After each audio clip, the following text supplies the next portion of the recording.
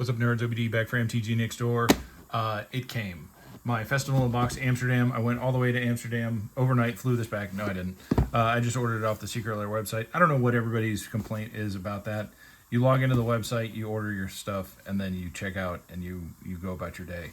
Not that big of a deal. I know it's sold out in 30 minutes. Look, the Secret Lair stuff, I know it's overrun with bots. But just, if you're on the website, just place your order. It only lets you order 2 anyway. Just beat the bots. AI is not going to lead to my downfall. I'm getting my magic cards. So I bought a box for me and J3. I'm going to open these on camera. J3 is offered to let us draft his Mystery Booster 2. Mystery Booster draft is super fun because it's completely chaotic. But what I'm going to do, since this is most likely the last Mystery 2 booster that I'm going to get to open, I'm going to do this slow, and I'm going to do this a la the advent calendar that I usually do in December. That's why the name of this video is Christmas in July, also in August, because this is going to last a little while. I'm going to do 1 pack a day. Today I'll do the Secret Lair, and I'll do 1 pack out of the box, but I really want to take my time opening this. This is probably going to be the last Mystery 2 booster box that I get to open. I'm going to give this a slow victory lap because this is hands down one of the most enjoyable products to open, value-wise, enjoyment-wise, as far as like a tour through, you know, the 30 some odd years of Magic history.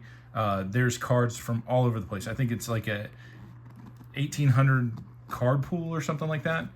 As far as what I want to see out of here, obviously I know the most valuable hit is the foil Urza.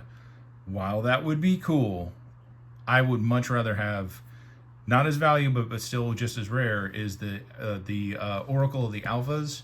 I think it's an arena only card that was printed in here. I think there's like 5 or 6 arena cards that have been put into the Mystery Booster 2 boxes. I've gotten 3 or 4 of them. All of them are fantastic. I don't know if they're legal in Commander, but your boy plays them. So whether or not they're legal, our table is typically casual.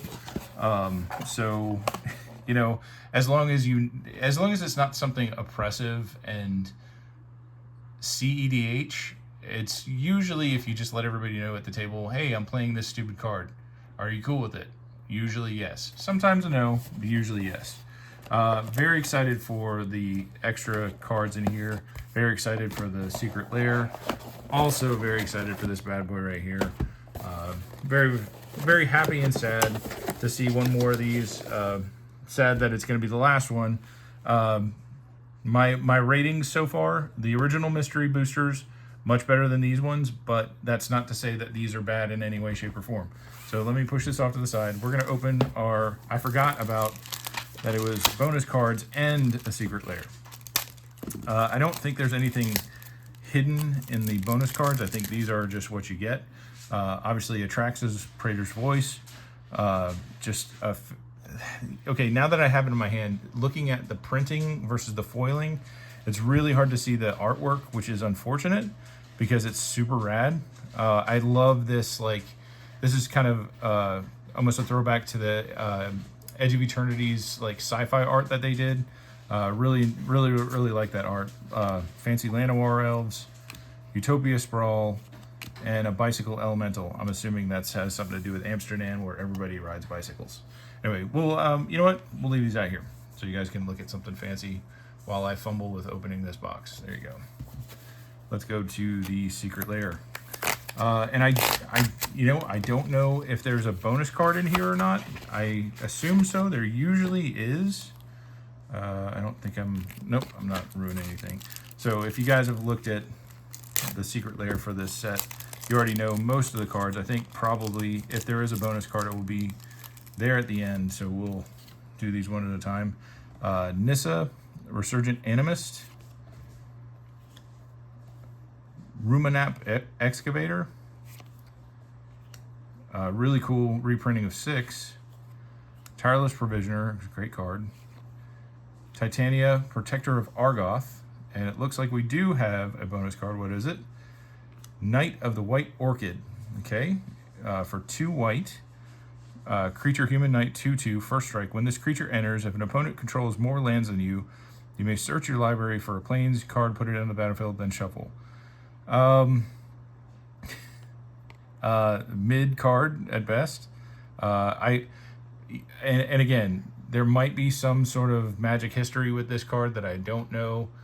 Being a relatively new in the last 4 years player to Magic, if there is something about this card, let me know. It seems like a meh secret card. I don't know if there's another one. I'll look it up later.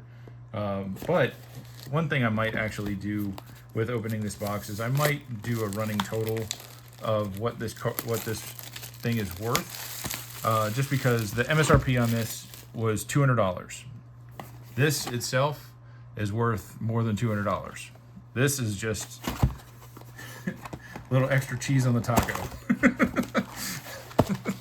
All right, so we'll just go. You know what? We'll behave ourselves. We'll go left to right across the top of the box, all the way down until we get to the end. Hopefully, I won't screw up the order that these are in. All right, Mystery 2. Here we go. Last box forever, I think.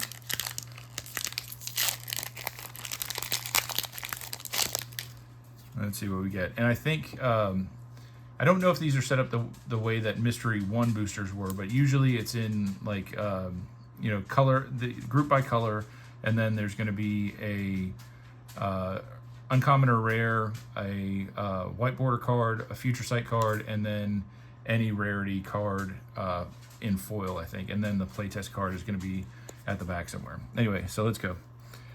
Noble Purpose, Sir Alan, the Lion's Claw, and of course my dog starts walking around as soon as I do start doing a video. She has no desire to be in this room unless I'm on a video. Thank you so much for this. I appreciate it. Thank you for coming to see me. Bergstrider, Windstorm Drake, Injector Crocodile, Bone Shards, Two-Handed Axe, Firebelly Changeling, Norwood Archers, I'm Mawovuli Acid Moss. Okay, I've never heard of this card. I can't pronounce this card. Anyway, destroy target land, search your library for a first forest card, and then put that card into play tapped, then shuffle your library. So that doesn't necessarily mean your land. That could be somebody else's land. Yeah, for 4, I would imagine that's going to be somebody else's land, not your own. Mystic Monastery. Looks like a tri-land, triome or whatever. Here's a rare Murderous Rider. 1 and 2 black. Has an instant adventure on it. Destroy target creature or planeswalker, you lose 2 life. Okay? And then lifelink, when Murderous Rider dies, put it on the bottom of its owner's library. Okay, so it recurs itself. That's not too bad. I don't really do zombie decks very often, but I'm sure it would find its way in. Street Wraith is a common in the white border.